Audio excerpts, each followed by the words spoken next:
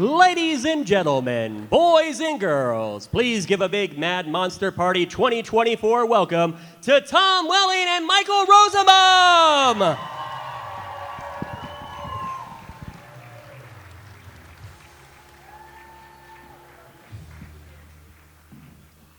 Thank you. I don't know the words to that song at all. Thank you for joining us for lunch. Quickly. Beautiful. So, I guess first thing would be kind of how did you both of you first become attached to Smallville, and what really, aside from the obvious reasons, what were kind of what attracted you to the project? Well, to give you the quick sum so we can move on. So go ahead, give the quick story, and then I'll give my quick story. I mean, it was an audition that I turned down, and months later they called back, and they were looking for people who didn't come in on the original audition, so I went in, and I met with David Nutter. It was great, and the next day I went back, and it was me and Jensen Ackles, and he went first, and I got the job. He didn't. Poor kid. You know. Yeah. I don't know what happened to him. I wish him the best. But they'd already cast Kristen, and so when I went out and read in front of the people who make all the decisions, I was reading with Kristen, and her and I got along great, as she got along with everybody, and it really just sort of shot off from there. Yeah, I didn't want to do it. I was thinking it was going to be just kind of hokey, and I wasn't just Some dude in suit. The CW or whatever. I didn't know, and so then they got me. I went in and I had nothing to lose, but I asked them. I go, nothing but booze. Nothing but booze. But I quickly asked them how many people have auditioned. They go 700 people. I go 700 audition for Lex. What are they doing wrong? And then they said, well, we want a sense of charisma, sense of this, danger. And I circled it in my 3 pages of lines of when I'll be evil, when I'll be this. And I auditioned, and I went into the room, and the woman was like, hey, can you sit there? I go, no, I'm going to stand. She goes, I don't have you lit. I'm like, well, I don't know what you tell you here. Lex Luthor doesn't sit. Yeah, so she was kind of upset, but she dealt with it, relit me, and the next thing you know, I did it, and then they called and said, the network wants to see you. I go, nope. I'll never be that good again. That was my best audition ever. Tell them to rewind the tape. Somehow they did it, and I don't recommend it, but I got the job. By the way, 2 major things that you would never advise an actor to do if they ask you for advice. Yeah, don't. Like if somebody comes up to your table and they're like, you got any advice? I'm trying to be. Yeah, number 1, don't sit when they want you to. And don't go back after they like your audition. Mm-hmm. 2 things you shouldn't do. But yeah. It's easy to say now, but Lex Luthor wouldn't have done that shit. Yeah. You know what exactly I mean? Right. So that's the story, Morning Glory. Now, of course, these are iconic characters. How much freedom were you allowed to develop and make them your own, though? My whole thing was I just don't want him to become evil too fast. Mm-hmm. I don't want to. Sometimes I read lines and I call the creator Al and Miles. I'd say, this is just too on the nose. He goes, we know you'll play against it. We know you'll just do what you do. Mm-hmm. We know it's going to be grounded and real. And they trusted me, and so that was it. Well, so much of what you played in the character, and we talk about this on our podcast if you guys know about it, but thank you. You didn't play him as evil. You played him as a guy who was trying to help everybody else in your own way, and you wanted. I got screwed. Love. I got screwed. I mean, the evilest person around is Lionel, and he doesn't even apologize for it. He's just like that. This is the way the world works. So, it was. Yeah. I mean, for me, it was just. I was just trying to keep my head above water. I was just playing Clark scene by scene. Yeah. I mean, the great thing is I didn't know what I was doing, and Clark didn't know what he was doing. And Perfect. I embraced that at the time. Yeah. At what point into making the series did you guys begin to realize, okay, we got something that's actually kind of special here, and well, we didn't have social media, so we weren't aware of the impact of it. Yeah. Social media hadn't really come out yet, and so we were stuck in Vancouver, and we were just doing our thing. We didn't really know. I remember getting a BlackBerry. Yep. This is awesome. I can talk to people without talking to them.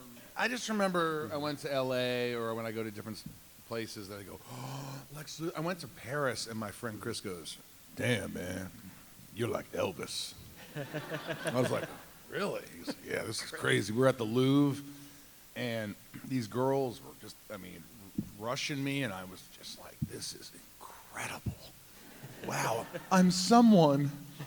I'm finally someone. So it was pretty cool. Now, the chemistry between all of you, between the entire cast from the beginning was very noticeable on screen. How much of that was just your guys' personalities and from the moment you started working with each other to... I don't remember having to formulate it, if that makes any sense. Yeah. I mean, everybody had more experience than I did. Even Kristen, who was 19, had more experience than I did. And I was in the mindset of, like, I need to just learn from all these people. And it was the kind of show, and, you know, maybe it's the casting, maybe it's Alan Miles. It was beyond us at that point. But we had good people around us who the idea was, here we are with these pages of dialogue, which could be a comedy read a different way, but let's elevate it. And we had the support group for it. It just really was great. And we all got along.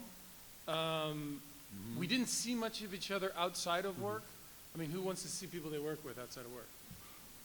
Right? Show of hands. One guy. I don't want to see anybody I I don't work want to with. see anybody. And I was there all the time, so I didn't want to see anybody. Like, Hey, Tom, what did you send this weekend? Nope. Nope. And then you'd get people come in who like haven't worked for 3 days and like, oh my God, I went up to Whistler last weekend. I'm like, shut up. I don't Shut wanna up. hear No about one it. cares. I don't want to hear. It was very focused on elevating the material to where we could make it kind of watchable. And I don't know. I guess it was just. I mean, we got along great. Yeah. Everybody was great. And then, you know, obviously Kristen and Allison and Sam, and then Erica was a perfect match, and Laura was a perfect match. Good casting. I mean, good casting, I guess. Yeah. We all got along. We did. I mean, you know. And of course, speaking of casting, of course, here this weekend as well too are both your fathers, Lionel and Jonathan. Yes. What was it like working with the two Johns? John Glover, who I worked with mostly. Two Johns, get it? Look, I've talked about it before, but he's an exceptional actor. And I feel like he elevated my performance. He made me want to be a better actor. Yeah. And he taught me a lot. And so I think I grew a lot from just being around him and watching the way he worked, you know? No, it was great. I mean, Schneider was perfect for me as a fellow actor and playing my father. He's actually, I think I'm a year older now than he was when he was Jonathan Kent. I think I don't know if that math is correct. We old. I didn't go to college. I went to the University of Smallville for 10 years. That was my college. But Glover was great because Glover was one of those people who all you had to do in a scene is pay attention to him and listen to him because he's that good. Like you didn't have to, I never felt like I had to do anything except be ready for him. And then Schneider had such a way of directing or helping direct Clark's trajectory that I just, you know, he's dad. Dad says this, okay. You know, it just worked well, I guess is what I'm saying. Cool. All right, I'm going to open up the audience here in a second, Yeah. but I do have one last question I want to talk about because, you know, Smallville, you actually managed to get a couple of the iconic legacy actors from Superman the movies. And I just want to talk about. Are they what was here? that? Oh. That's dark shit, man. That's dark. But what was it like getting to work, getting to have on set Christopher Reeve and Margot and Kidder. Yeah. Well, he'll talk about Christopher Reeve. Well, Carrie Fisher. Carrie Fisher Your brother. was a dear friend of mine, and she was a joy. She was just all over the place. We couldn't find. Well, first of all, we had these giant air conditioning ducts. Giant that you can go sit in, and They're this big around because Yeah. we shot in a warehouse that didn't have air conditioning, so they brought was in hot. these huge, like 15-foot tall air conditioning units, and they ran these tubes that were this big around. I'm glad this picture is going to be on the internet. We're going like this. They look like the creatures in Dune. But, like, Open. they're Imagine just the big. worms. Everybody's stepping over them. They're in the way, but it's the cool thing. to Yeah. do. And one day, like, where's Carrie? We can't find Carrie Fisher. She was sitting in one of them, just cooling off. She was inside the vent, and she was a real treat. Margot Kidder was amazing. We had so much fun. She just, you know, I didn't really get to work with her, but like when she was on set, I hung out with her, and then I got to hang out with her at a con once, and we went gambling at this casino, and she was gambling. I have a picture of her playing at a Superman gambling game with her face on it, and Linda Carter. It was just they were veterans, and they were generous, And they get were it. cool. They got it. Yeah, they get it. They could have had ego, and they didn't. They were like, I'm, this, and they weren't. They were cool. But Christopher Reeve, that was pretty awesome. Well, I mean, that was epic. I had a great time. We flew to New York and to work with him, and I was a big, I mean, when people say Superman, that's who I see. So I was meeting Superman. And the quick story is we were going to film all of his 2 or 3 scenes in his direction, and then he would leave, and then I would speak to someone else as they filmed my side. And he wouldn't leave, and it got to the point where his nurse, who had like power of attorney over him, from a day-to-day basis, she's like, if you don't come with me, I'm going to call the police. Wow. And so he had to leave. Like it's time to go. It's This is time to risking your go. health like here. It's unhealthy for you to stay in your condition. And it was just really great. He was funny. We had a great time. He said something effective, I'm glad you're the next Superman. I said, well, I'm not. I'm just Clark Kent. And he said, you should be. And I remember that. So Yeah. a good thing. So, yeah. That was cool. And then we had your buddy Michael Ironside on the show, which was fun. Yeah, that went viral. It's not like I hated the guy. I just felt like he was a little mean to me. That's all I said. But maybe that was his character. I don't know. Anyway, next question. All right, so let's go ahead and open some audience questions. We'll start with you right here first. Yeah, you. Yeah. Really project. Here comes the microphone. Hey, get away from my sandwich, dude. Just want to say I love you guys so much. Thank you. Can you shit on the show for me? Wow, you haven't been asked that since last night. I don't shit on the show. I just like to be I honest. do. Listen, On the Talkville podcast. if we didn't do the podcast, neither Michael or I would watch the show. I had never seen Now, 90% I was of more these familiar episodes. with it, and I was in the show most of the time. Michael had never watched the show, and he never read a scene he wasn't in, so he's confused. Well, He doesn't know what he's watching. a Look, lot here's of the time. let me defend myself.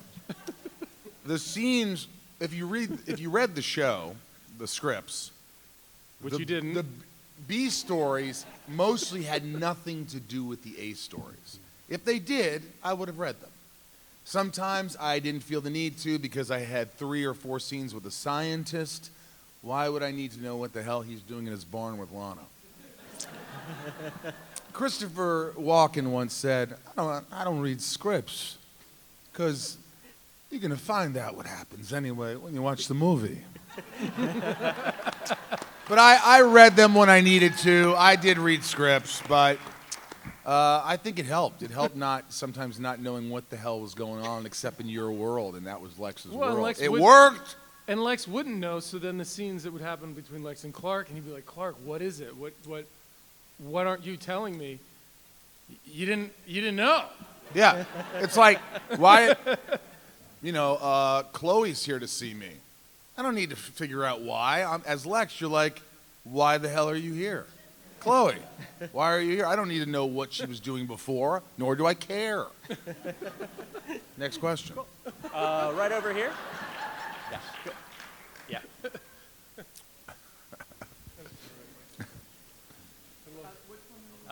You had to stand up. Oh, go ahead. You're the only one standing up there.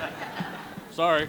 No, I'm kidding. Hey, so when y'all got to play different characters in your own bodies, can you tell us, was that like just a nice little break when you got to be Zod and you got to be Red Kryptonite Clark? So this is a funny story. So Michael has to play Zod or something, right? And I remember Michael would always be so over-preparing where I was there every day, so I was always just sort of keep my head above water, like I said. But Michael would be in an episode, and he'd come up to me sometimes and be like, hey, you get the script for next week? Let's just run this scene real quick. And I'd be like, fuck off, dude. I can't even, I'm trying to keep up with this scene I'm doing right now, and this is 8 days away. But he would already be preparing 8-10 days ahead of time. So I remember one time he's like, dude, check this out. I got to play this other character in this next episode called Zod. I'm like, who's Zod? He's like, I don't know. But I got to play him. True. And he goes, I'm going to play Lex and Zod. You know what that means? And I'm like, what does that mean? He's like, they got to pay me twice. And I go, I'm not sure that's the case.